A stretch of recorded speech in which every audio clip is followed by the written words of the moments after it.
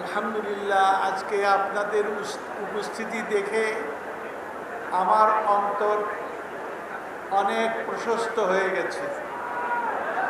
কারণ আমার সামনে আমাদের মতো বয়োবৃদ্ধরা না, আমার সামনে তরুণরা। আর তরুণরা যদি ইসলামের দিকে আগমন করতে থাকে তাহলে ইসলাম ছাড়া এই দেশে অন্য কিছু কায়েম হতে পারে না। আলহামদুলিল্লাহ। সুতরাং তরুণদেরকে এখন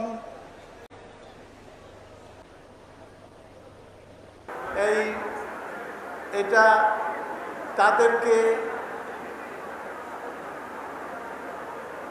এটা চিন্তা করতে হবে যে এই দেশে আল্লাহ তাআলা আমাদেরকে বানিয়েছেন, আমাদের মা বাপকে এই দেশে পাঠিয়েছেন। দেখছি তাতে আমি এই বৃদ্ধ বয়সে আমার আজম বিল জাজম, আমার ভিতরে এই চিন্তা এসে গেছে, এই বিশ্বাস এসেছে, আলহামদুলিল্লাহ এই দেশে ইসলাম ছাড়া অন্য কিছু চলতে পারে না। ইনশাআল্লাহ ইসলামের জন্য সর্বশেষ ত্যাগ স্বীকার, শেষ রক্তবিন্দু পর্যন্ত যদি দিতে হয় তা আমরা দেব ইনশাআল্লাহ। এই দেশের জন্য, এই ইসলামের জন্য, এই দেশের স্বাধীনতার জন্য আলহামদুলিল্লাহ আমরা সর্বশক্তি নিয়ে আমরা নিয়োগ করতে আমরা প্রস্তুত আছি আলহামদুলিল্লাহ। অতএব আমি আপনাদেরকে ধন্যবাদ জানাই। আপনারা এখানে আলহামদুলিল্লাহ এখানে এসেছেন, এটা ইসলামের সৌন্দর্য প্রকাশ করার জন্য, বাংলাদেশ স্বাধীন রাখার জন্য।